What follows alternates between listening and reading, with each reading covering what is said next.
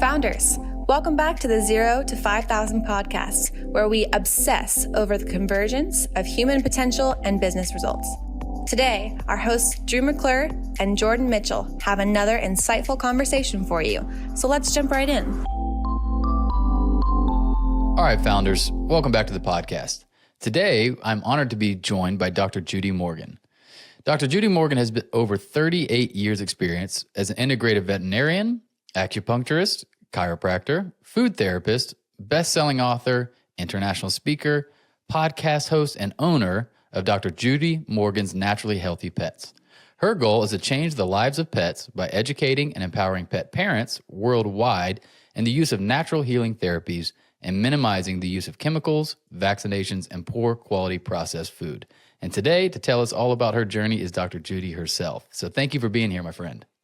Thank you for the invitation. I'm excited to be here. Yeah. Well, take me back. How did we get into this? You've got a whole bunch of businesses you've started and things you've been doing for years now. Where did it all begin? Well, it's really crazy. It actually started as a child. My sister always wanted a pony and I didn't. I wanted a hamster.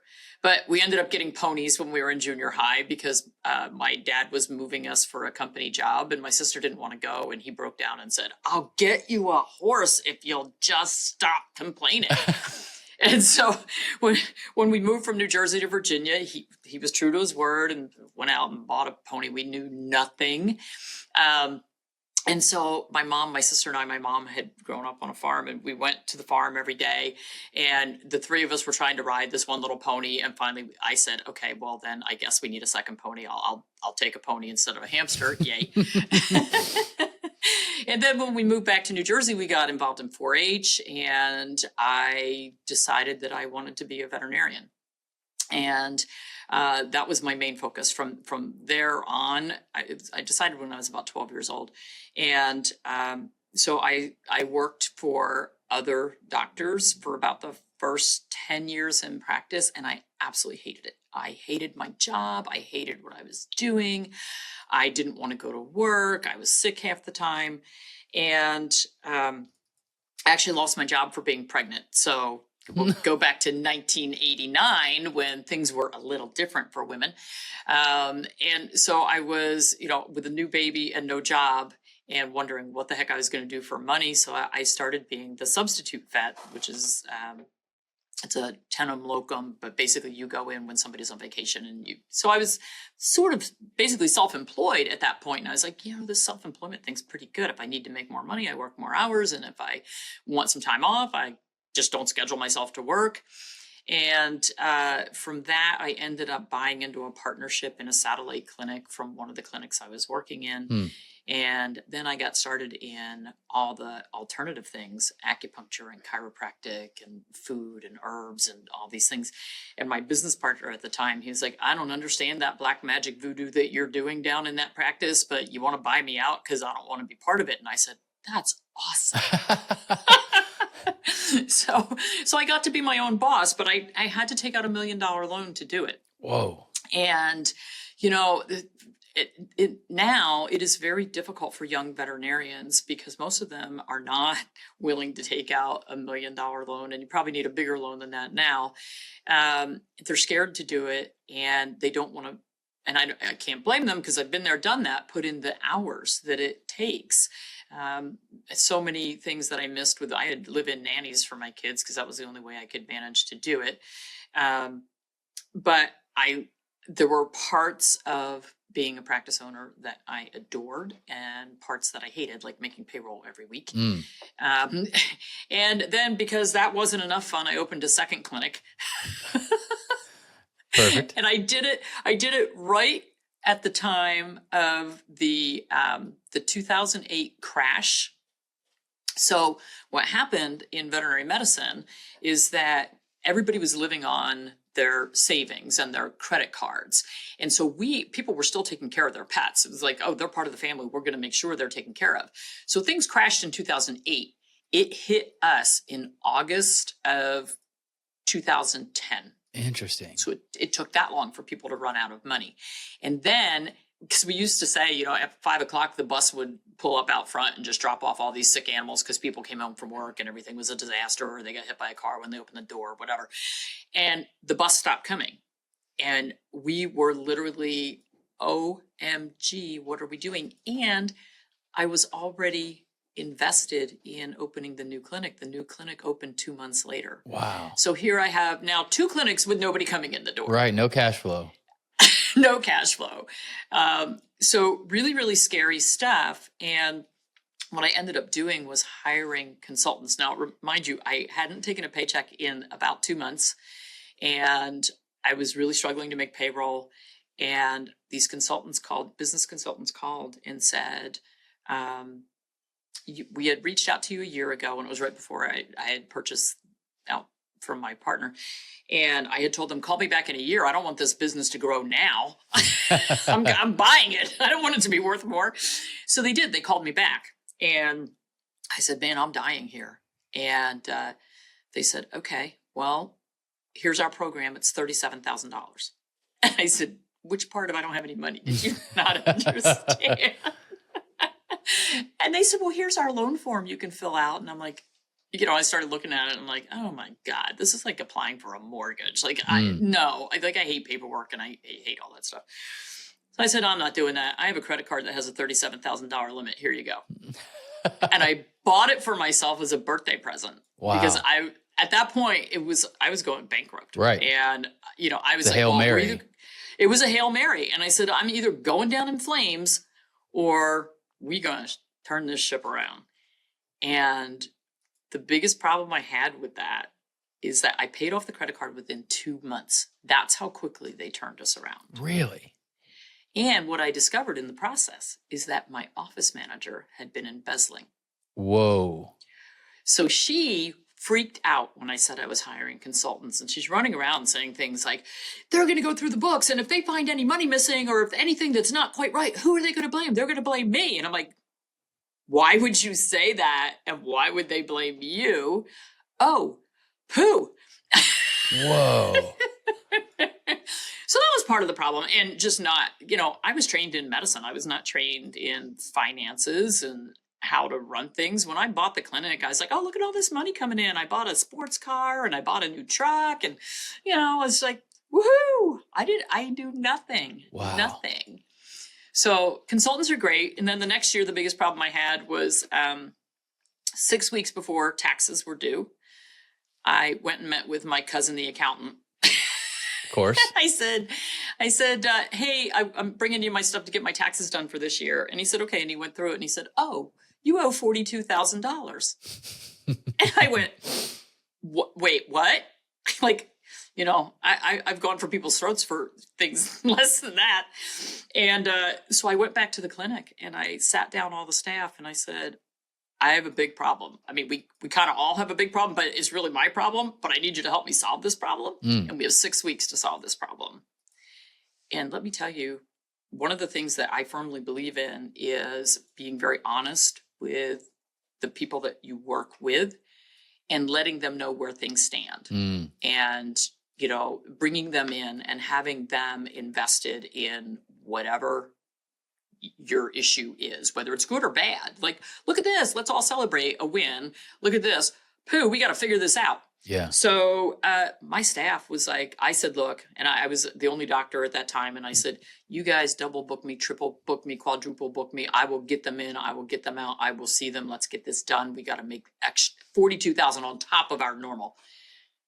They all took it as the biggest, coolest challenge. We had one of those little thermometer things on the door. We were keeping track. And we did it. Wow. We absolutely did it.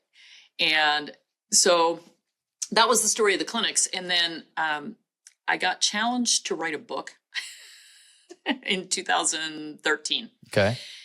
And so I took that challenge. Actually, what they said is it was a Facebook group that I was in. People, you know, normal Facebook chatter, asking questions. What food do you feed? What medications do you use for this? How do you treat this? What do you do with this? And they were just talking amongst themselves as pet owners. And they realized that my answers were different from everybody else's. And they said, you should write this all down somewhere because every time a new person joins, you have to start over.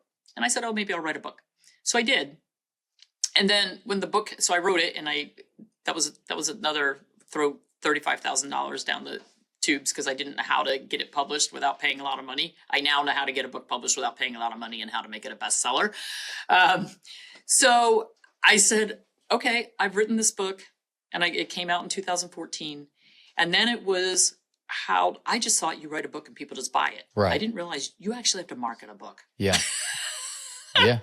So then I had to go down the rabbit hole of how do I market the book? And I said, okay, I'm going to hire consultants to tell me how to do this and work with me. And I did. Bought myself another birthday present. I was like, I got to figure out how to do this. And I worked with Jack Canfield, the Chicken Soup for the Soul guy. Yeah, so he's one of my mentors. I've worked closely with him multiple times. He is amazing. And another company owned by Steve Harrison in Pennsylvania, and he does something called Quantum Leap and Publicity Summit, those sorts of things. So after I wrote the book, I had to figure out how to market it, and then I started this little side business called Naturally Healthy Pets, which, because all these supplements and things that I talked about in my book, and then people started buying the book, it's like, well, why shouldn't they buy those supplements from me? Yeah. So my husband was a retired architect, and I said, hey, honey, how about starting this business in our garage? And I'm going to work still, working in 2 vet clinics. and I said, besides doing everything else around the house, how would you feel about getting orders off the computer and packaging them up and taking them over to the post office and shipping them out? And he jumped right in and said, okay, cool, this will be fun. And at the time we thought, well, maybe this will be in retirement. It'll be, a supplement to our income. And in 2020, January 2020, right before COVID started, my daughter had reached out to me in like November or December, and she was in North Carolina working for a startup, and she said, I'm tired of working for this startup. I want to do something different. What should I do? And I said, would you like to take over Naturally Healthy Pets and see if you can do something with it and get it out of my garage? And she said, that is so cool.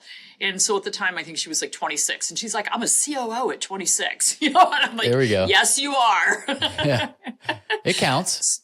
Yeah. So we moved it to North Carolina, and she did things by herself until we moved to North Carolina in 21. So she had the business for a year before we came down, and she is still the COO. I am still the CEO. She has doubled the business every year since she took over. And wow. She is amazing. And she's an engineer by trade. All right, we've got a lot of points I want to go back to that I'm really fascinated by. So let's time travel back to 2010. And like you said, you got 2 practices now. You have people that are out of money from the 08 crash, and you have cash flow problems. You spend $37,000 on a credit card to join a consultant program or something like that.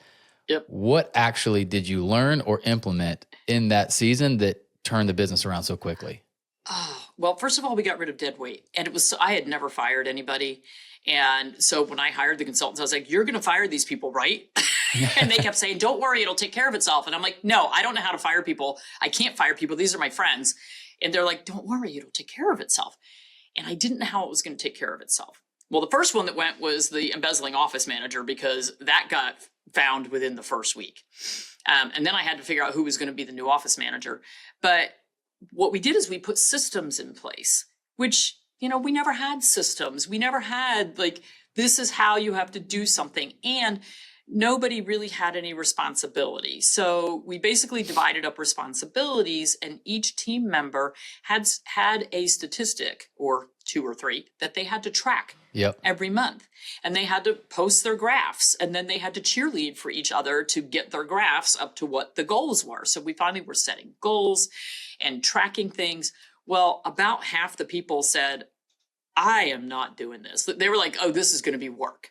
And what it did is it weeded out the people who were really just floating by. So my staff went from 13 to 8. Whoa. Including the other doctor left. So we went from 13 to 8. And so that cut my payroll by so much that took so much weight off. Then we got rid of the person who was embezzling. So we were getting that money staying in the practice. How much were they taking out a month on estimate? We don't really know. And we found like 7 different ways that she was stealing. Like she was stealing products and food. She was said that she billed for things for her own animals, her family members, her friends, and then she would just mark them as paid, but they really weren't. She would skim money when she was taking money to the bank. Our employees had a system where they could purchase food and supplements for their own pets. And then all the money went into a book and she was supposed to take it to the bank, but she took it home. So yeah, we only came up with about $33,000, but if we came up with that much, there's a lot more. And the court system found her guilty. And over 3 years, she paid me back $2,000 and then they gave her a clean record. The court system does not support the court system does not support the business owner. Whoa. I had insurance that gave me $15,000 back, thank God. So that helped us jumpstart moving forward. But just getting systems in place and getting rid of all the employees that really just were kind of hanging around and not doing what they needed to be doing. Yeah. So I ended up with a team of 8 who was so fully invested in what we were doing, and then they were rejuvenated and excited, and they liked taking ownership of their statistics and what they were doing. So it just made a huge difference. And then it also, because we had systems, it wasn't like, oh, we forgot to talk about heartworm preventative or testing for that dog. And, oh, shoot, we only did that 3 times today, but we had 10 dogs come in. Oh, we forgot. So we put systems in place where you don't forget things. It's like, these are all the things you have to talk about when a pet parent comes in, and make sure that we're covering all the bases. And it actually made our medicine so much better because, we were being consistent from one patient to the next instead of just, kind of willy-nilly. So it was just very eye-opening. And it improved our practice so much. And then we learned how to advertise professionally and get more people in and ask for referrals. Just a lot of stuff that was put in place. Super cool. So we didn't even get a chance to talk about this, but my job, in a sense, I own a business where me and my business partner are executive coaches, business consultants, that type of thing. So I'm thinking through it from that lens, hearing what you're talking about. And what is remarkable, like you said, Gallup did a poll a while back, just looking at employee engagement and either the benefit or the cost at different levels of engagement to a business. And what they found is the most costly employee to have is the one that's doing just enough to not get fired. Right. The ones that are just under the radar. Like there's nothing spiking that would say they obviously got to go. There's no obvious buy-in that is really giving, benefit to the business. Right. And it's because they stay so long and they produce so little that it's more of a drain on the business and on the culture, because it kind of spreads. On the culture for sure, because, it spreads, but then those who really are the good employees, it's performance punishment. They end up doing twice as much, and then they get burned out or mad, and then you get all that infighting. And so when we kind of cleaned up our act and got everything the way it needed to be going and had everybody really invested in our culture, we were so much more productive. But the team, it was all camaraderie and everybody got along. And, you didn't hear that, me, he said, she said. It disappeared because we were all working for a common cause. And it's crucial to a business in order for it to work. And that's what we see in Naturally Healthy Pets in our business now, which has grown quite a bit from my husband in the garage. Yeah.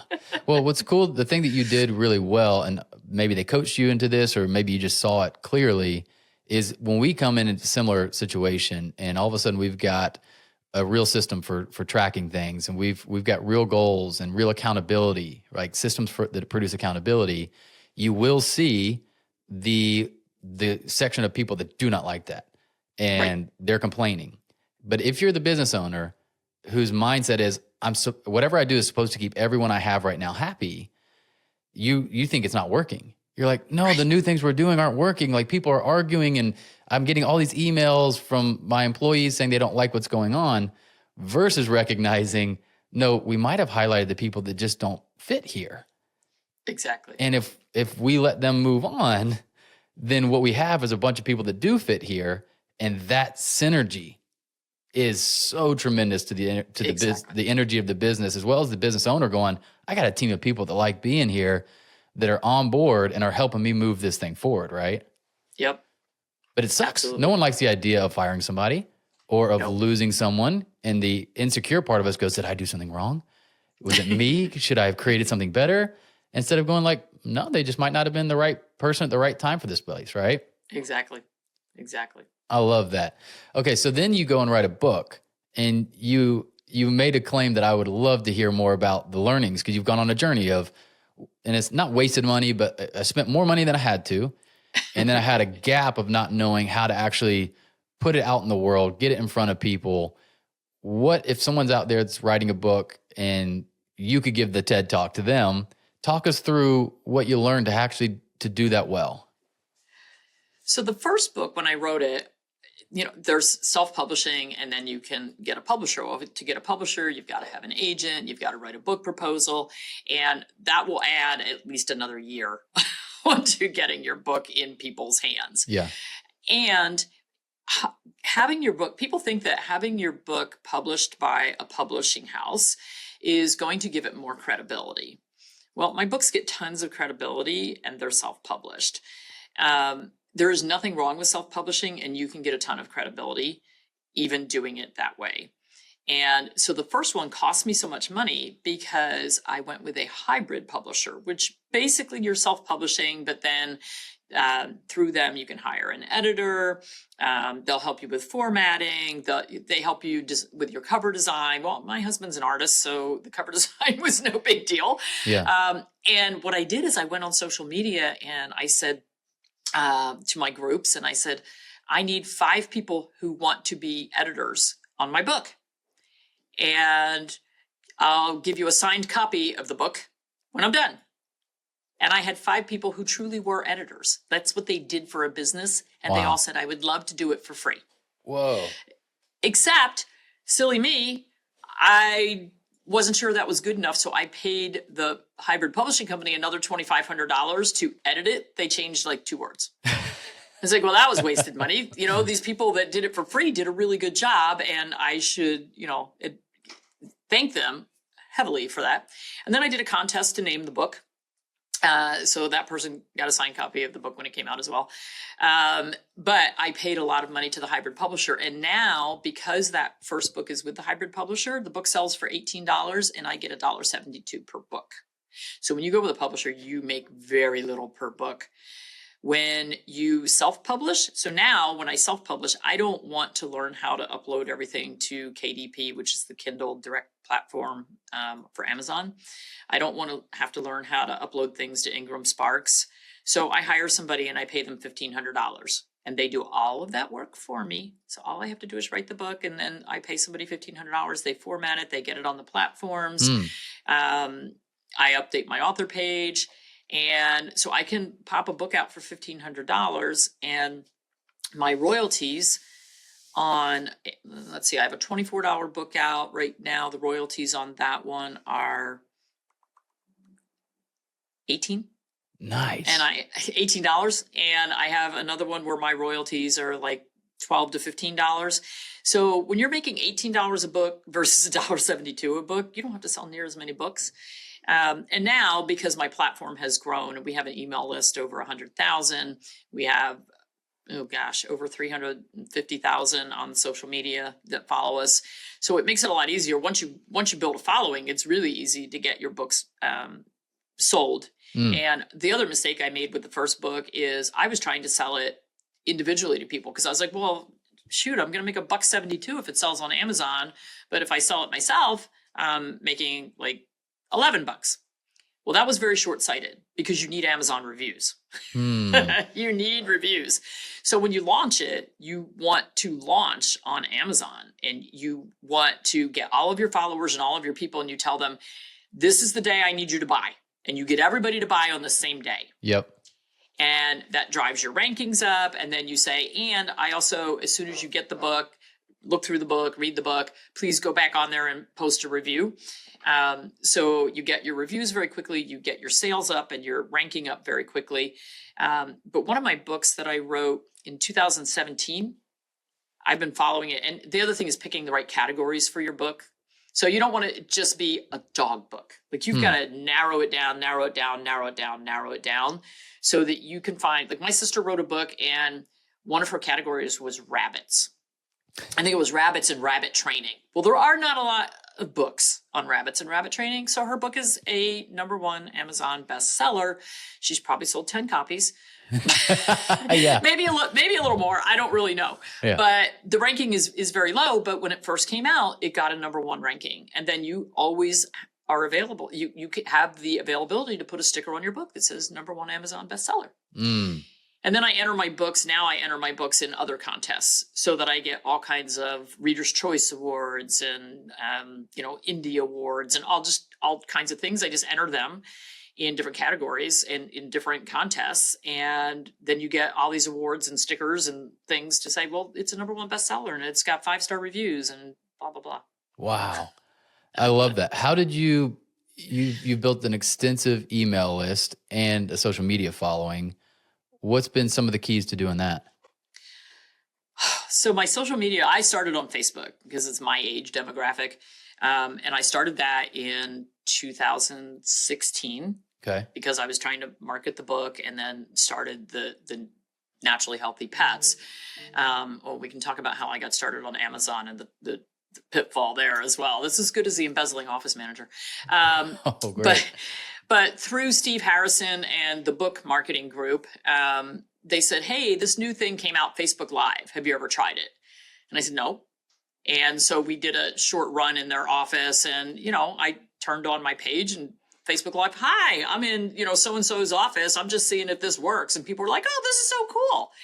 So my husband and I started Breakfast with Spaniels. Our dogs are all Cavalier King Charles Spaniels and English Toy Spaniels. And at the time we had 10. And so we started Breakfast with Spaniels. Every morning I would sit at our kitchen table with the 10 dogs lined up on the bench next to me. And my husband would hold the phone and I would just talk about veterinary medicine and problems with their dogs and how to feed them and natural health and whatever. They knew everything that was going on in my family. It was just bare bones. Like, this is what we're doing. Yeah. We did that every single day, no matter what part of the world we were in, for 7 years. Wow. That's a lot. And if I was not available, my husband would do it. We had a friend write music. We have our own branded music for Breakfast with Spaniels. And we had fun with it and people loved it. So we still do a lot of live video content across a lot of platforms now. And it's, each platform has their own, and I don't know anything about any of that. That's why we now have a team. I don't do Breakfast with Spaniels anymore. I was going to say, you have to have some kind of team keeping this all organized and straight. So many different... It was really easy at the beginning. It was my husband and I in our kitchen and in our garage. And we were like, oh, well, we can do this. Wow. And then how did you convert into a email list? So that really, another, I didn't know what I didn't know. Right. I wasn't working on building an email list. Things like, would you like more information on this? Put in your email and we'll send you something. I didn't know how to do that. So when my daughter took over, she was like, your email list is really puny. We really need to do something about this. And so she has done all kinds of, and again, we have a team now. So we have a graphics person and we have video people and we have people who do reels and shorts and longs and this and that. But we have a lot of free downloads, which is really what you need. You need free downloads with information that people want, and they have to put in their email address in order to get that free download. And then they're on your email list. Yeah. So and she grew it pretty quickly. And every time we have a huge topic, and now we do focus weeks on our social media. So 1 week out of every month, we might focus on cancer, or we might focus on urinary tract disease or respiratory disease or heart disease or dental disease. And we have a whole week of expert interviews, other people that we bring on, and we produce a lot of content, blogs and videos, and a lot of free downloads. And that helps build the email list. But it's good information that people want. And frankly, once people find us, they're like, why didn't I know all of this? Right. And so that's another thing that that people need to know is it's give, and then ask. So we have tons and tons and tons of free content. So for people who say, I don't have the money to buy this or to spend on that, it's like, fine, just take our free content. There's tons of it. Yeah. And maybe you'll talk to somebody else who can buy something or does, need a consultation or something bigger from us. So that was one of the things that I learned from Jack Canfield. Yeah. give, and then ask. And then, once you start asking, don't be afraid to ask, and don't be afraid to ask for help. And then we hired a consultant through the Jack Canfield group for a year, and he really helped us with our email marketing campaigns. And email marketing has now become a huge part of what we do. And then about a year and a half ago, we started offering online courses, and the courses are great because once you make them, they're evergreen. And then we have other people, other veterinarians, other experts who have courses that they've put on our platform. So we make something off of their courses, but we have a big platform to get their courses out there. So just super chipping cool. away. Super cool. What it makes me think of is, Kevin Hart is a comedian that from outside felt like came out of nowhere. It felt like one of those overnight successes, right? It's like, how is he already doing stadiums? Like, where'd this guy come from? And I heard another comedian talking about that, and he said, what you don't understand is for 10 years, I saw Kevin in the local comedy clubs. And what he was doing that was different than everybody else in those local comedy clubs was he had a team that was going through the audience after he performed and giving them an ability to sign up for his newsletter. Ah. And so every time he would kill, like he's delivering the value of like, man, he just did awesome at this local comedy club. His team would pass literally like a notepad around. Hey, do you want to stay up to date on what Kevin's doing? He's got an email list. He'll let you know when he's going to be in town next. And he did that for 10 years so that by the time he was really, crushing, he had a huge email list that said, hey, we're coming to your city. I'm going to be performing at this place. And he would sell out because all those people who had been keeping up with him knew about him coming into town. Yep. And I'm like, that is so smart. Like you actually thought ahead of time of, I need to build an email list, basically. I need to be able to keep in touch with people that like what I'm doing. Right. Yeah. Yep. And we did that a little bit like when I still had the clinics and we were still in New Jersey in the garage, we did about 40 events a year. So whether it was a pet expo or a dog walk in the park or whatever, and we would have a table and we would be advertising the veterinary clinics as much as anything else, getting clients, and getting some email lists. We'd have a pad of paper, sign up for our newsletters, blah, blah, blah. But, that was for us, it was a very slow way to get a few at a time, versus now we've got it rolling. It's kind of one of those, you hit a tipping point and once it gets going, it starts to roll downhill a lot faster. Absolutely.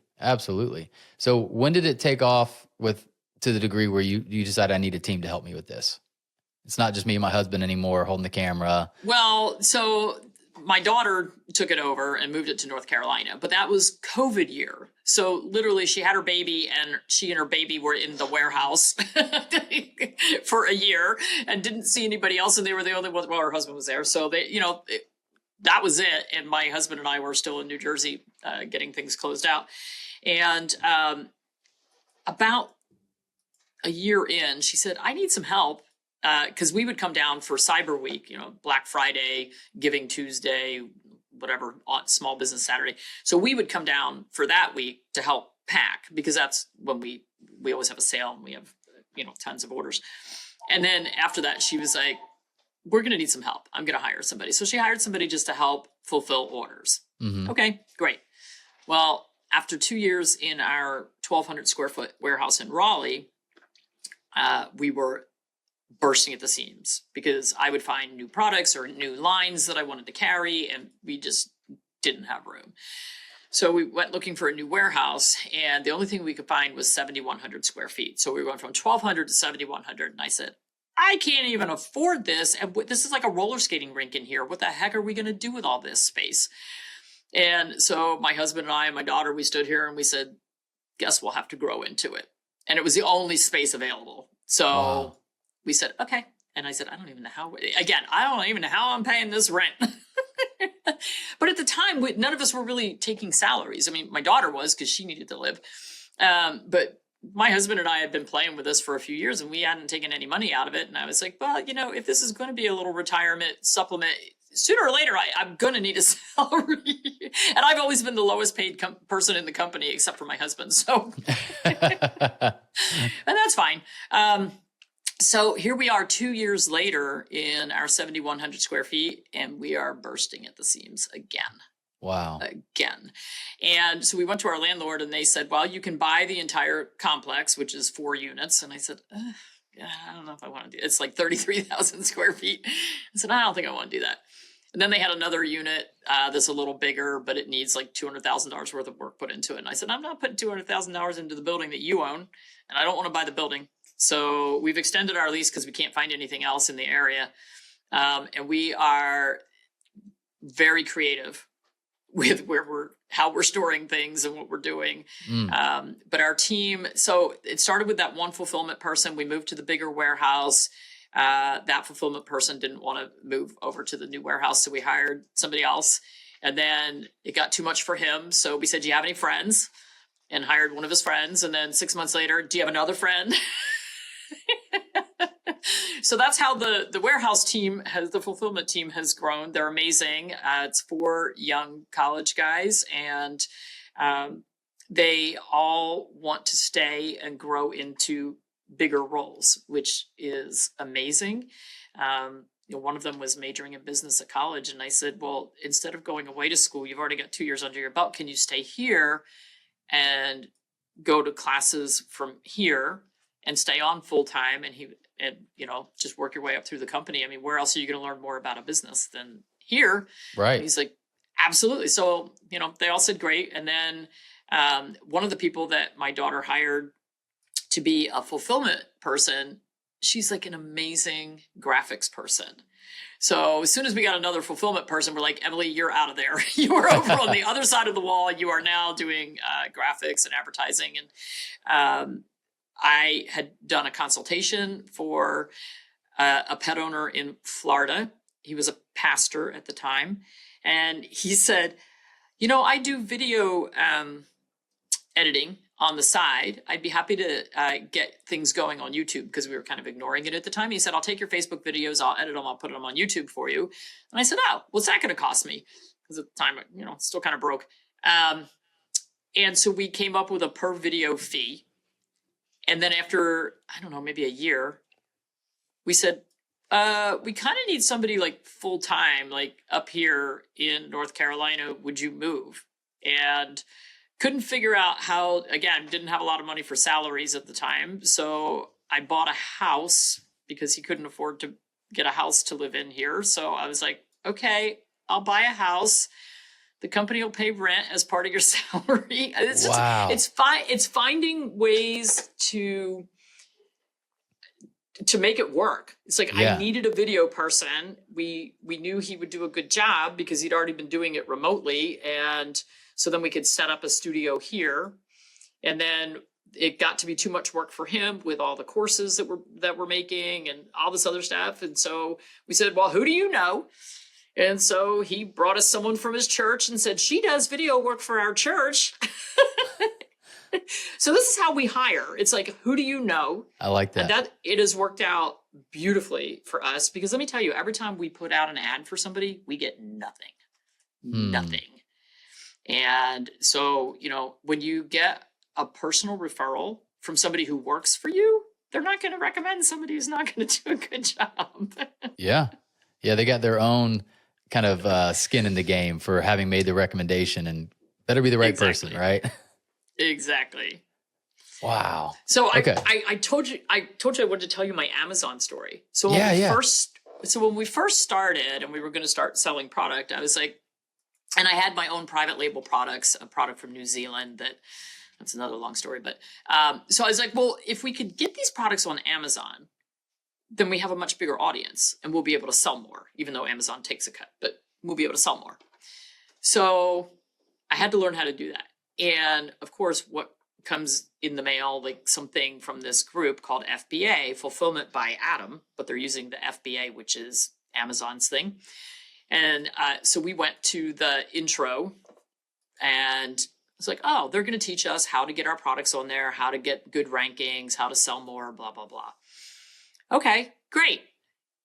Their top tier program was $30,000. Once again, Judy says, jump in with both feet, spend $30,000, birthday present to myself. I need to stop having birthdays. You got expensive birthdays. So I said, okay, we're going to learn how to do this. And my husband was all in. And so we went with this group to Breckenridge, and we went to Bermuda, because they always had their meetings and trainings in fun places so you could write it off. Well, come to find out, they were a scam. No. And we were in like $75,000 with these guys. Now, my husband set up an Amazon store, and I set up my Amazon store. And we did actually learn a lot. They did know how to sell on Amazon, and we actually did learn a lot. But once we figured out they were a scam, I called up my lawyer and I said, I need to get some money back from this scam. We had learned enough that, even if we lost the 75, it's like, okay, it was an investment. We learned something. It was training, consulting, call it whatever you want. So my lawyer sent a letter to the state attorney general. They were in Massachusetts and we were in Jersey. And he sent it to both state attorney generals and said, this is a scam. This is what's going on. We're suing for $25,000. And I got my money in 3 days. Whoa. And I was the only person, they bilked people out of tens of millions of dollars. And I was the only one. When you read that, because Amazon eventually went after them. And when you read the lawsuit where the FTC came in, there's a little footnote with my name in there. It says I was the only person who managed to sue them and get any money back. What essentially was the scam? So the scam was they would buy so Amazon dumps tons of stuff. Actually, a lot of stores dump a ton of stuff if you watch the dumpster diving videos. And so they would get these truckloads of stuff that didn't sell at Amazon, or, the stores went broke or whatever. And they had these big warehouses, and then they would sell us, the people who were buying from them, they would sell us these products, and they would tell us, oh, the margin on this is like 300%. And, the ranking on this is really high. And they would give us all these scam numbers. And then, so we would buy product from them, put it in my husband's Amazon store, because we kept mine very clean with just the veterinary products. And so we'd put them in his store, and then they'd languish. It is like, oh my gosh, we just bought $15,000 worth of stuff. And now it's just sitting here. We can't sell this. We can't give it away. And half the time we would buy things from them and they'd never arrive. So we'd call them out on it and say the product never arrived. And so, oh, well, we'll send you, after a lot of screaming and yelling, I was really good at screaming into my phone. And I think they finally decided I was just such a crazy person that they couldn't deal with me. So they would just send us more stuff just to get me to stop yelling at them. So they're taking stuff that doesn't sell, convincing you it will sell, having you buy it from them. So they've made their money on that inventory. And meanwhile, it's just sitting uselessly in your Amazon store. Or it never even arrives at your Amazon store. And they were bilking people out of, $30,000 a pop to take their course. And this went on for a good couple of years that they were doing it. And then the FTC came in and Amazon jumped on them. And I don't know where they are now. I'm pretty sure. I know they had a lot of money hidden offshore, so they're probably not in this country. Dang. Man, I just always get so disheartened when there's bad actors, around, when people are trying their hardest to make a real living and provide real value in the world. And then you get people out there just taking advantage of it. It's so discouraging. So, my take on my entrepreneurship is if it can go wrong, it's probably going to, but it's how you deal with that. So, I had to spend $37,000 on a consultant. I had an embezzling office manager. I spent $35,000 to publish a book, and that book hasn't made me back that $35,000, but it was a calling card that got me into a lot of speaking engagements and, made me more well-known and made it easier to write the next books. you know, and then $75,000 on an Amazon thing. I mean, it's just like, okay.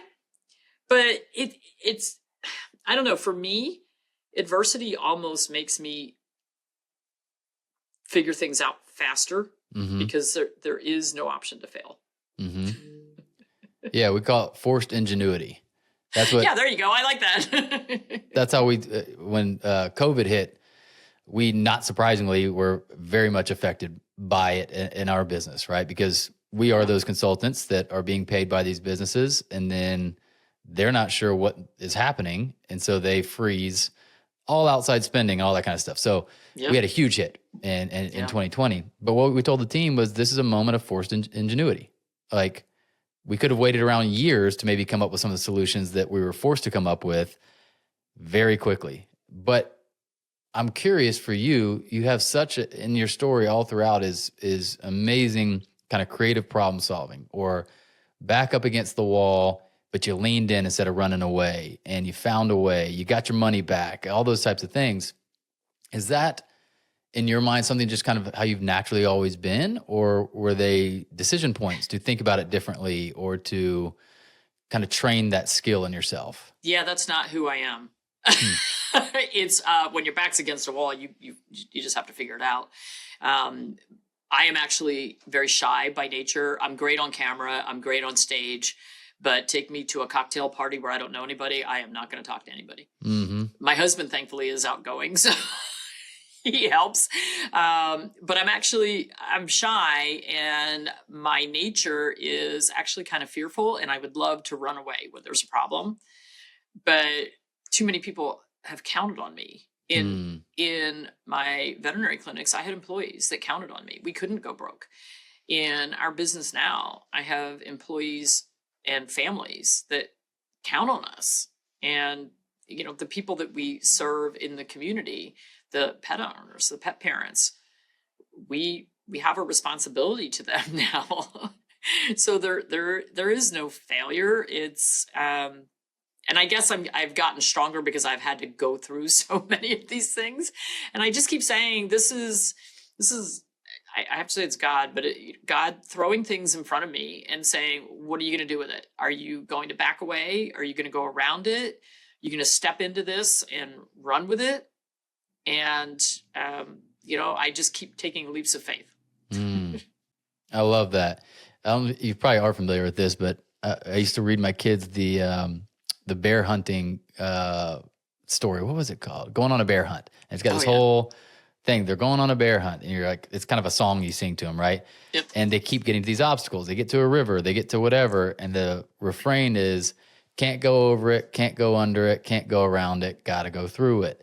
And I was reading that every night while I was in the middle of my entrepreneurial journey. And it kept hitting me. I'd be in a moment where I'm like, I just want to run, or I want to figure out a way around this, or I want this to go away. And it kept coming to my mind. You can't go over this, can't go around this, can't go under this. You just got to go through it. And I like that a lot. And I do remember that song. Yeah. Literally from childhood. So maybe that's because that's what I keep saying. Like, you know, it's thrown in front of me and I can't, these are my choices. So I love that. And if there were a door, I'd take it. But that door represents a different kind of pain, letting people down, or like you said, like, yeah, I could technically take that, but there's some character thing in me, or integrity, or loyalty to people that says not taking that option, you know? And that's where the greatest breakthroughs happen and the greatest lessons are learned, are the ones that you wish you could avoid, you just couldn't, right? That's the hard part about being a business owner. You invite those situations into your life to a degree that you've not invited if you took a different path. Right. You're not exempt in life. Life will always throw you that stuff. But when you're an entrepreneur or a business owner, you've invited that at a much higher rate into your own life, right? Yep. I was telling a client the other day who was feeling guilty about controlling their own schedule, and some of the perks of being an owner is that you get to decide when you do things and how you do things, and they were feeling guilty about it. And I said, well, have you thought about it this way? If you're going to take all the burden of being a business owner, why aren't you taking advantage of the blessing? Exactly. Like, there's a whole burden you take on by being the business owner. You've got the pressure, you've got the bills to pay, you've got the decisions having to be made, you've got the angry emails coming your way, whatever it is, right? If you're going to take that burden on, you might as well counterbalance it with the blessing. Well, at least I get to dictate my own schedule, or at least I get to have this flexibility that I really enjoy. And I'm like, so don't take away the good part that comes with the risk you took and the pressure and the gray hairs you invited into your life, right? Yeah, and once we said that, right. And once I said that, they're like, I've never thought about it that way. Mm-hmm. You're right. Yeah. If I'm going to take this burden on, I'm also going to take the blessing on with it and not feel guilty about it. Absolutely. If you're the one taking out the millions of dollars in loans, you got a big burden. So you might as well take the good stuff. Yeah. I remember having a friend tell me one time, it was like, can you just not justify everything? Like if you went on a trip, you don't have to say that we found a discount airline, and it's like, just say, thank you. It was a great trip. Yeah. You don't need to justify any more than that. Like, yeah, it was great. They don't need to know that you worked really hard and you saved and, put it on a credit card and blah, blah, blah, whatever it is, Right. I have one friend who's like, we're just so, every time they take a trip, like, you just don't understand. My wife has so figured out, and it's true, has figured out how to take advantage of like the credit card points. And so we got that trip for free. And I'm like, that's awesome. I don't need to know that though. I was just happy that you went on a great trip. But exactly. we all have this feeling of like, everyone's judging me, or how does this look? It's just a waste of energy. It is. You're true. You're right. So with this current business, you've got the benefit and the blessing of your daughter working with you and for you. Yes. What's that like, bringing family even further into the mix with this? Luckily, it sounds like she's sharp and smart, and it's working out well. Oh my gosh, she's so smart. but how's that been overall? I can only remember one really bad day where she was like, I'm getting my resume together. I'm sending it out tomorrow. I don't even remember what we were fighting about at the time, but it was kind of, actually I do remember. It was about babysitting an employee who wasn't doing their job, and she was going away, and she put me in charge of babysitting the employee. And I was like, why are we babysitting this employee? And right. The employee didn't last long, so it was fine. But the thing is, I'm pretty hands off at this point. Like, I let her make all decisions. I used to be the one in charge of when and where I would do video content and that sort of thing. And I jokingly now say I'm just the talking head. Like, they tell me when to show up, where to show up, what I'm talking about, and I'm happy to do it. I went through a little bit of a ego crisis when I had to let that go. And I sat here in the office one day and cried and said, I'm not in charge anymore. And now I kind of embrace that. And I'm like, do I have to come to work this week? Could I do something else? So we actually get along really well. And the thing is, she's so, she knows the business is going to be hers, because I'm not going to do this till I'm 103. Right. And she's just very invested in it, and she's very smart. And her, like, I think that my integrity and my truthfulness is impeccable, and she puts me to shame. She's like, if there's any question about a product or something we said, or, something that came in that somebody complained about, like, she doesn't blow it off. She investigates, she fixes it. And, because sometimes I'm like, oh God, is that going to blow up? Is that going to be a big deal? And she's like, who cares? We have to do the right thing. It doesn't matter. We have to do the right thing. And that is, like, we have cut off a lot of companies where their integrity is not in line with what we think it needs to be. And we're like, well, then we're not going to work with you. We're not going to carry your products. We are not going to promote your products. And the thing is, I like to think of us as sort of the Consumer Reports for pets. Like, you cannot pay me to promote your product. If I like your product, it's probably going to end up in my warehouse being sold, and we're going to promote it on our own because we like it, and we want to sell the product because we want people to have it. So you can't buy my love. I love that, which engenders trust to your customers, that you're not just being, paid on behind the scenes to push some product that's not any good for their pet or whatever, right? What's the number one? We'll leave with this. What's the number one or two, if more than one comes to mind, but the number one lesson you think you've learned as a business owner that you'd love to be able to pass on to other business owners maybe earlier in their career? Oh man, you know what? It is going to take a lot of work. And at the beginning, put in the time, put in that, and find your passion, because if you're not passionate about what you're doing, it's never going to stick.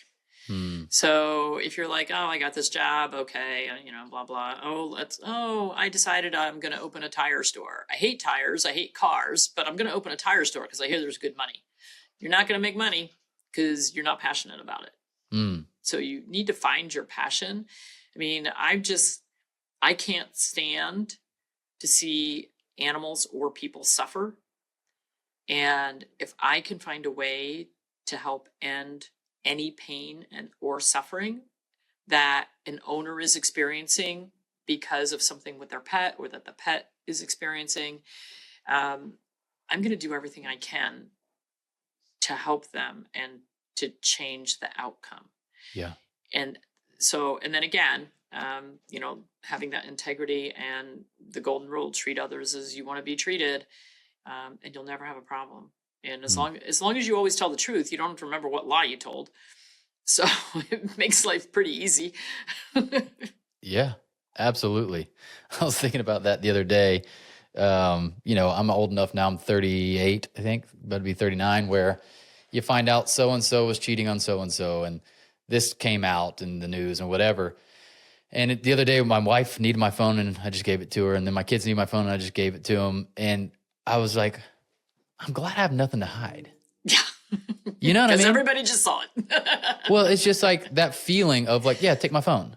Versus like, if you're doing something you shouldn't be doing, that's where you're like, hold on real quick. Let me, or you know what I'm saying? Like, oh, yeah. What are you looking at over there? I'll look it up for you. Yeah, I'll look it up for you. Versus just the freedom in business and life and whatever. Like, no one is perfect, but we can be honest, and we can be as integral as possible, right? To where that you're not worried if someone, like, your business manager or whoever she was, like, got real nervous when people started looking at the books, versus being able to say, like, sure, bring in the consultants, let's look at the books. Like, that peace of mind is invaluable. Yeah, exactly. There's nothing like it. And I also think it's a success strategy. It's not just peace of mind. Absolutely. I think if you're in this game for the long haul, that is a success strategy. You earn trust. You become reliable. You are surviving, not having lawsuits, that can take you down, right? So Dr. Judy, this has been so fun. I'm glad that we got to talk business with you, because I'm sure most of the time you were talking specifically about, pet health or all that kind of stuff. But I've learned a whole bunch from you, everything from how to think about writing a book and promoting it and doing that, as well as to take scary, struggling situations and turn them around. So I know I've learned a lot. I bet my audience has as well. And I just want to thank you for being here today. Well, thank you for the opportunity. Founders, thanks for listening. We hope you enjoyed it. Make sure you subscribe to the podcast and hop into our monthly founder email so we can ensure you stay on the edge of peak performance and massive business results.